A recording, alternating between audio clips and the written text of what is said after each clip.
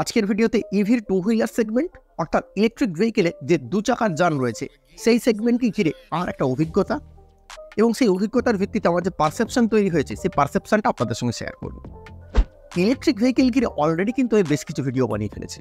Electric vehicle কতটা সাশ্রয়কারী, কেন electric ভেহিকেলকেই আগামী দিনের ভবিষ্যৎ বলা হচ্ছে, বা ইলেকট্রিক ভেহিকেল যেহেতু এখন এটা ফার্স্ট জেনারেশন বা সেকেন্ড জেনারেশন বলে ধরা হচ্ছে, ইলেকট্রিক ভেহিকেল যদি আপনি কেনেন কোন কোন বিষয়গুলোর সঙ্গে আপনাকে সমঝোতা করতে হবে বা কোন কোন সমস্যায় আপনাকে পড়তে হতে পারে, এইসব বিষয়গুলো নিয়ে কিন্তু আমি অলরেডি ভিডিও বানিয়ে ফেলেছি।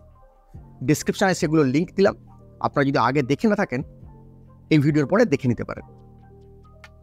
এই ভিডিওটা কিন্তু ওইগুলোর চেয়ে আলাদা। কোন দিক থেকে? প্রথমত হচ্ছে এখানে আমি আমার নিজস্ব কিছু অভিজ্ঞতা শেয়ার করব। সেই অভিজ্ঞতার ভিত্তিতে আমি একটা পারসেপশন তৈরি করেছি। আমার মনে হয় অনেকের ক্ষেত্রেই সেটা কাজে দেবে, বিশেষ করে যারা ঠিক করেছেন যে এই সমস্ত খামতিগুলো সত্ত্বেও একটা ইলেকট্রিক বাইক বা ইলেকট্রিক স্কুটার কিনবেন। আর অবশ্যই এই ভিডিওটা আপনাদেরকে হেল্প করবে ইলেকট্রিক বাইকের ক্ষেত্রে পার্টিকুলার কোনো মডেল বা ব্র্যান্ড বেছে নেওয়ার ক্ষেত্রে। ভিডিও ভালো লাগলে অবশ্যই লাইক বাটনটা প্রেস করবেন, কমেন্টে আপনাদের অনুভূতি জানাবেন এবং চ্যানেলটা এখন সাবস্ক্রাইব না করে থাকলে সাবস্ক্রাইব করে বেল নোটিফিকেশন আইকনটাকে প্রেস করে অল করে দেবেন, যাতে ভিডিও আপলোড করলেই তার নোটিফিকেশন আপনাদের কাছে পৌঁছে যায়।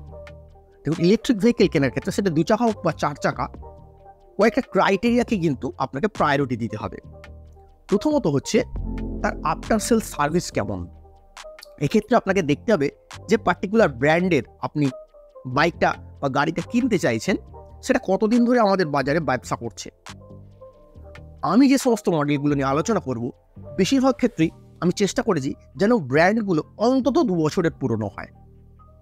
কিছু ক্ষেত্রে সেটা একটু হেরফের হয়েছে, কিন্তু আপনারা যখন কিনবেন সবসময় কিন্তু প্রায়োরিটি দেবেন ব্র্যান্ডটা অন্তত পক্ষে যেন 2 বছর বাজারে ব্যবসা করছে, যাতে আপনারা তাকে রিভিউ পেয়ে যান। কারণ প্রধান যে জিনিসটা দরকার হবে সেটা হচ্ছে after sale service.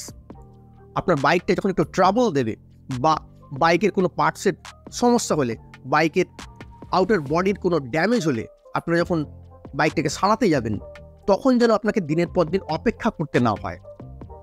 Parts availability নিয়ে সমস্যা তৈরি হলে কিন্তু এটা কিন্তু এমন একটা জিনিস যে আপনি 2 দিন 3 দিন ব্যবহার করবেন না, সেটা কিন্তু চলবে না। এটা নিত্য প্রয়োজনীয় একটা জিনিস, এটা মাথায় রাখতে হবে। আর দ্বিতীয় যে ক্রাইটেরিয়াটা আপনাকে মাথায় রাখতে হবে সেটা হচ্ছে ব্যাটারির যে পাওয়ার, যে রেঞ্জ, সেটা কিন্তু আপনাকে মাথায় রাখতে হবে। আপনার যে ইউটিলিটি, আপনার যে প্রয়োজন, তার ভিত্তিতে আপনি যে মডেলটা চুজ করছেন সেটা সেই রেঞ্জটা, সার্ভিসটা আপনাকে দিতে পারবে কিনা। মানে আপনি যদি দেখেন ব্র্যান্ড দাবি করছে এটার রেঞ্জ হচ্ছে 100 কিলোমিটার, আপনি কিন্তু ধরে নেবেন 70 বা 80 কিলোমিটার। কারণ এমনিতেই ব্র্যান্ড যেটা আপনাকে দেবে সেটা কিন্তু তাদের যে একটা রেস্ট্রিক্টেড এনভায়রনমেন্ট তার উপরে টেস্ট করা হয়েছে। আপনি কিন্তু অন রোডে সেই সার্ভিসটা পাবেন না। আর দ্বিতীয় কথা হচ্ছে আপনি আর একটা জিনিস ধরে রাখবেন যে 6 থেকে 8 মাস চালানোর পর কিন্তু আপনার ইভির যে রেঞ্জ আছে সেটা অন্তত পক্ষে 15 to 20% ডেপ্রিসিয়েট করে যাবে, কমে যাবে সেই রেঞ্জটা। সেটা কিন্তু মাথায় রেখে আপনাকে মডেল চুজ করতে হবে। যে ইলেকট্রিক ভেহিকেলের যে 2 হুইলার সেগমেন্ট সেটাকে আমি 4টে ভাগে ভাগ করেছি। প্রথম ভাগে রেখেছি মোটর বাইক বা মোটরসাইকেল প্রিমিয়াম সেগমেন্ট। দ্বিতীয় ভাগে রেখেছি স্কুটার প্রিমিয়াম সেগমেন্ট। তৃতীয় ভাগে রেখেছি মিড বাজেট বা মিড রেঞ্জ সেগমেন্ট। এবং চতুর্থ বা শেষ ভাগে রেখেছি চাইনিজ বা বাজেট সেগমেন্ট। প্রথমে আমরা আলোচনা করব প্রিমিয়াম ক্লাস মোটর বাইক বা মোটরসাইকেল সেগমেন্ট, যেগুলো একটা স্পোর্টি বা ম্যাচো লুক রয়েছে, যেগুলো মোটামুটি কনভেনশনাল যে মোটরসাইকেল তার মতো দেখতে হবে। এক্ষেত্রে যে মডেলগুলো আপনারা কেনার ক্ষেত্রে কনসিডার করতে পারেন তার মধ্যে থাকবে টর্কের ক্র্যাটোস, তার মধ্যে থাকবে কাবিরা মোবিলিটির KM3000 বা KM4000। কনসিডার করতে পারেন গ্র্যাপটন কোয়ান্টাকেও।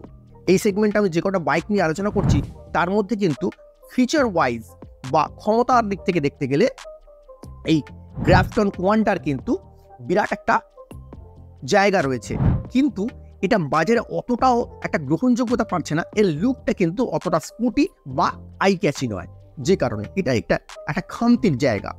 এছাড়া কনসিডার করতে পারেন হপের অক্সো, ওভেনের ইভি রক, তবে সব দিক ব্যালেন্স করে এই তালিকায় আমি সবার আগে রাখবো রিভল্টের RV400-কে। এর মধ্যে একটা ব্যালেন্স রয়েছে। যাই হোক, এই যে সেগমেন্ট, প্রিমিয়াম বাইকের যে সেগমেন্ট, এক্ষেত্রে আমরা যে এলিজিবিলিটি ক্রাইটেরিয়াগুলো রেখেছিলাম, ইলেকট্রিক ভেহিকেলের ক্ষেত্রে আমরা দেখি যে বিভিন্ন রকম মোড থাকে, ইকো মোড, স্পোর্টস মোড। তাই এই রেঞ্জটা আমরা দিয়ে দিচ্ছি যে মোটামুটি 80 থেকে 120 কিলোমিটার পর্যন্ত এটা আপনাকে রেঞ্জ দিতে পারবে, অর্থাৎ ফুল চার্জ দিলে অন্তত পক্ষে 80 থেকে 100 কিলোমিটার যেন আপনি সার্ভিস পান। এই সেগমেন্টে এমন অনেক বাইকের নাম বললাম যেগুলো কিন্তু আপনাকে 150 কিলোমিটার পর্যন্ত সার্ভিস দিতে পারে বলে কোম্পানির দাবি। এই সেগমেন্টের গাড়িগুলোর টপ স্পিড কিন্তু 120 কিলোমিটারের কাছাকাছি। এখন টু হুইলারের ক্ষেত্রে কনভেনশনাল যে পেট্রোল সেগমেন্ট রয়েছে, সেখানেও আপনারা দেখবেন যে মোটর সাইকেলের পাশাপাশি স্কুটারের একটা কিন্তু আলাদা ক্রেজ রয়েছে। এখন মানুষের অনেকেই কিন্তু স্কুটার কিনছেন, কারণ স্কুটার একদিকে চালানোর ক্ষেত্রে খুব ইজি, এবং দ্বিতীয় কথা হচ্ছে স্কুটার একটা বাড়িতে যদি থাকে, ছেলে মেয়ে উভয়ই চালাতে পারবে, যার ফলে স্কুটারের একটা কিন্তু ক্রেজ বাড়ছে। তাই প্রিমিয়াম ক্লাসে স্কুটারের জন্য কিন্তু আমি আরেকটা আলাদা সেগমেন্ট করেছি। এই সেগমেন্ট অর্থাৎ প্রিমিয়াম ক্লাস স্কুটার, এখানে আপনি যে নামগুলো কনসিডার করতে পারেন, টিভিএসের iQube, হিরোর ভিডা 1 প্রো, বাজাজের চেতাকের ইভি ভার্সন, ওলার S1 প্রোর জেন 2 ভার্সন। এদের আগে জেন 1 এসেছিল, এখন জেন 2 ভার্সন এসেছে। এখন এখানে কিন্তু একটা বিষয় উল্লেখ করে রাখবো আমি, ওলার কিন্তু সার্ভিস নিয়ে রিভিউ খুব একটা ভালো নয়। সার্ভিস নিয়ে কিন্তু ওলার যথেষ্ট কমপ্লেন আছে, ওলা সেগুলো রেকটিফাই করার চেষ্টা করছে, কিন্তু যেটা মনে হচ্ছে এদের এখনও সময় লাগবে। আর এই সেগমেন্টে সবচেয়ে বেশি চর্চা হচ্ছে আর্থার 450X-কে নিয়ে।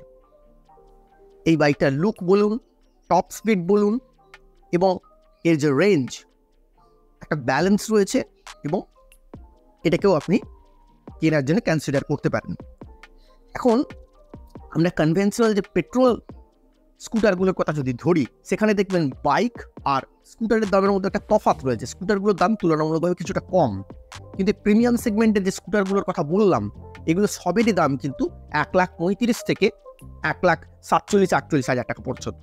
আমি যে বাইকগুলোর কথা আগে উল্লেখ করেছিলাম, সেগুলোরও দাম কিন্তু মোটামুটি 1,25,000 থেকে শুরু করে 1,70,000-80,000 টাকার কাছাকাছি। অর্থাৎ দামের বিরাট কিন্তু তফাৎ নেই। বেশিরভাগ ক্ষেত্রে প্রিমিয়াম সেগমেন্টে আমরা যেটা দেখছি যে মোটর সাইকেল বা মোটর বাইক এবং স্কুটারের দাম কিন্তু মোটামুটি একই রকম। খালি স্কুটারগুলোর ক্ষেত্রে যেটা দেখা যাবে, এর টপ স্পিড আর রেঞ্জটা একটু তুলনামূলকভাবে কম। এখন এখানে যে নামগুলো আমি করলাম, সেখানে কিন্তু আপনি একটা জিনিস লক্ষ্য করবেন, 3টে এমন ব্র্যান্ড রয়েছে যারা কিন্তু অনেক দিনের পুরনো মার্কেট প্লেয়ার। আপনারা যদি স্কুটার প্রিমিয়াম ক্লাসের কিনতে চান, তাহলে কিন্তু আমি বলবো সবচেয়ে বেটার হবে এই ব্র্যান্ডগুলোর দিকে যাওয়া, কারণ এদের একটা এক্সিস্টিং ভালো সার্ভিস নেটওয়ার্ক রয়েছে।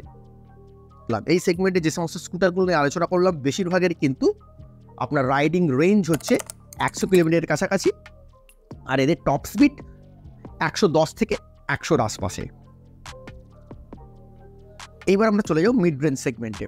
অনেকেই ইলেকট্রিক ভেহিকেল কেনার আগে, এখনো পর্যন্ত যেহেতু ইলেকট্রিক ভেহিকেলটা একদম সর্বজন গৃহীত হয়ে যায়নি, অনেকেই একটু থতমত খাচ্ছেন, একটু দ্বিধাদ্বন্দ্বের মধ্যে রয়েছেন। কেউ কেউ আবার ভাবছেন যে ঠিক আছে, এটা কিনে দেখি, তবে বাজেটটা 1 লাখের ওপরে কোনোভাবেই নিয়ে যাব না।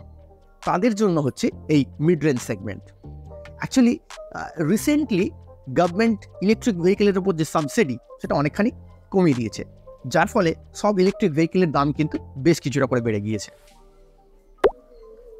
এই সেগমেন্টে আমি সেই সমস্ত গাড়িগুলোকে রেখেছি, কোইন্সিডেন্টালি সেগুলো সব স্কুটার যেগুলোর দাম 1 লাখ টাকার নিচে। এক্ষেত্রে যে সমস্ত মডেলগুলো আপনি কনসিডার করতে পারেন, তার মধ্যে রয়েছে ওকিনাওয়ার রিচ, দাম মোটামুটি 91,000 টাকার কাছাকাছি। অ্যাম্পিয়ারের ম্যাগনাস EX, আমার যে অভিজ্ঞতার কথা বলছিলাম সেটা কিন্তু এই ম্যাগনাসকে ঘিরে। পরে সে বিষয়টায় আসছি। ম্যাগনাসের দাম কিন্তু একটা সময় 90-94,000-এর কাছাকাছি ছিল, কিন্তু যখন সাবসিডিতে কাট অফ হলো, এর দাম কিন্তু এখন বেড়ে গিয়ে 1,04,000 টাকা হয়ে গিয়েছে। যেহেতু এর দামটা কম ছিল এবং 1 লাখের খুব কাছাকাছি রয়েছে, সেই জন্য আমাকে এই তালিকার মধ্যে দেখেছি। এছাড়া এই সেগমেন্টে রয়েছে বাউন্সের ইনফিনিটি E1। এই তালিকায় রয়েছে হিরো ইলেকট্রিকের অপটিমা ইএক্স। এটা কিন্তু আমরা কনভেনশনাল যে পেট্রোল সেগমেন্ট সেখানে যে হিরোর গাড়ি কিনি, এটা কিন্তু সেই হিরো নয়, এটা হিরো ইলেকট্রিক। এখানে যে মডেলগুলোর কথা বললাম সেগুলোর বেশিরভাগেরই দাম কিন্তু 90 থেকে 96,000 টাকার ভিতরে। এদের টপ স্পিড 60 কিলোমিটারের নিচে এবং এদের রেঞ্জ 80 কিলোমিটারের আশপাশে। এবার আমি আমার যে অভিজ্ঞতার কথা বলছিলাম সেই ব্যাপারটায় যাই। আমার কাকিমা গত বছর অ্যাম্পিয়ার ম্যাগনাসের ইএক্স এই মডেলটা কেনে প্রত্যেকদিন ছেলেকে স্কুলে দিয়ে আসা নিয়ে আসা এই পারপাসটার জন্য। 1 মাস পরে দেখা যায় একটা অ্যাক্সিডেন্ট হয়, তাতে এর কিছু পার্টস ড্যামেজ হয়।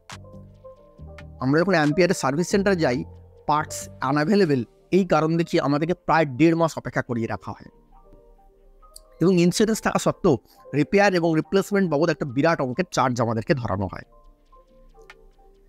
তারপরেও আমরা দেখতে পাই যে সার্ভিস নিয়ে আমরা একেবারেই ডিসঅ্যাপয়েন্টেড।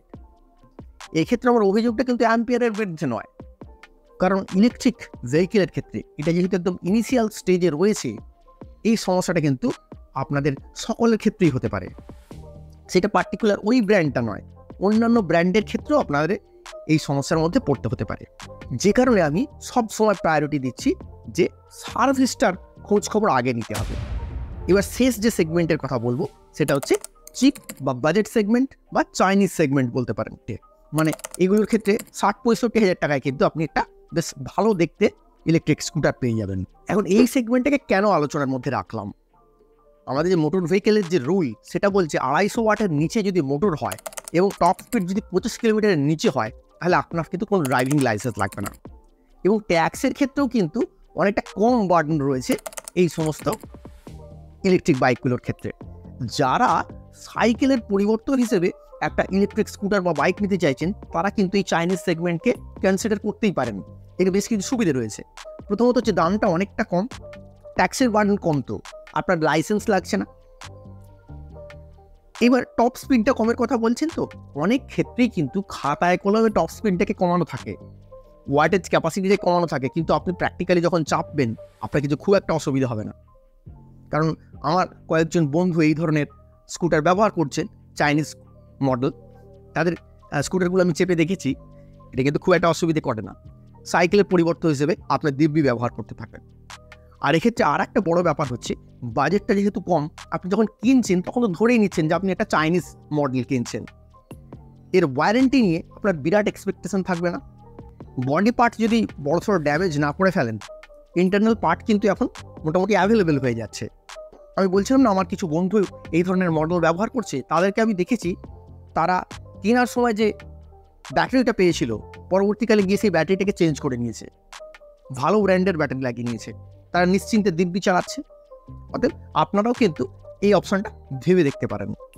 আসলে ওভারঅল পুরো সিনারিওটা দেখে এবং আমার যে পার্সোনাল অভিজ্ঞতা হয়েছে আমার কাকিমাকে দেখে, সেটা থেকে আমি যে পারসেপশনে পৌঁছেছি সেটা আপনাদের সঙ্গে শেয়ার করতে চাই। আমার যেটা মনে হয়, ইলেকট্রিক ভেহিকেলের এটা যেহেতু ফার্স্ট বা সেকেন্ড জেনারেশন হিসেবে আমরা এটাকে ধরছি, তাই ইলেকট্রিক ভেহিকেলে এই মুহূর্তে বিরাট বাজেট ইনভেস্ট করার কোনো প্রয়োজন নেই। আপনারা ইলেকট্রিক ভেহিকেল বা মানে টু হুইলারের ক্ষেত্রে বলছি, যখন কিনবেন তখন একটা চিন্তা ভাবনা করেন যে আপনি এটা কি পারপাসে কিনছেন। সবসময় জানবেন যে ব্যাটারি ডেপ্রিসিয়েশন হবে, কোম্পানি খাতায় কলমে যা দেখাবে সেটা কিন্তু আপনি পাবেন না। সেই মোতাবেক আপনি বাজেটটা তাতে লাগান, আমরা এটা হিসেব কষে নিন। আর একটা ব্যাপার হচ্ছে,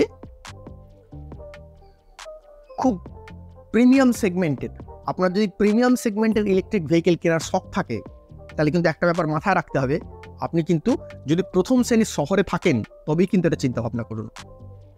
না হলে আপনি যে ব্র্যান্ডেরই কিনুন, খুব একটা ভালো কিন্তু সার্ভিস আপনি অ্যাভেল করতে পারবেন না। কারণ আপনি যদি গ্রামের দিকে থাকেন, আপনাকে সার্ভিস করানোর জন্য, মাইনর টুকিটাকি সার্ভিসের জন্য কিন্তু আপনাকে যেতে হবে শহরে, যেটা কিন্তু খুব একটা ভালো অভিজ্ঞতা হবে না। আর এই মুহূর্তে আমি যেটা দেখছি, গ্রাম বা দ্বিতীয় শ্রেণীর শহরগুলোতে এদের মার্কেটিং নেটওয়ার্ক ছড়িয়ে পড়লেও সার্ভিস নেটওয়ার্ক কিন্তু অতটা ভালো এখনও ছড়াতে পারেনি, এটা সময় লাগবে। অতএব আমি বলবো যারা গ্রামের দিকে বা দ্বিতীয় শ্রেণীর শহরে থাকেন, তারা কিন্তু ইলেকট্রিক ভেহিকেলে বিরাট বাজেট ঢালবেন না, বা আপাতত একটু অ্যাভয়েড করার চেষ্টা করুন, বা করিয়েও আপনারা চাইনিজ সেগমেন্টে চলে যান। তাহলে আশা করবো আপনাদেরকে কিছু গুরুত্বপূর্ণ তথ্য দিয়ে হেল্প করতে পারলাম। যদি ভিডিও ভালো লেগে থাকে কমেন্টে অবশ্যই সে কথা জানাবেন, লাইক বাটনটা প্রেস করে দেবেন, আর চ্যানেলটা এখন সাবস্ক্রাইব না করে থাকলে অবশ্যই সাবস্ক্রাইব করবেন এই ধরনের ইনফরমেটিভ ভিডিও পাওয়ার জন্য।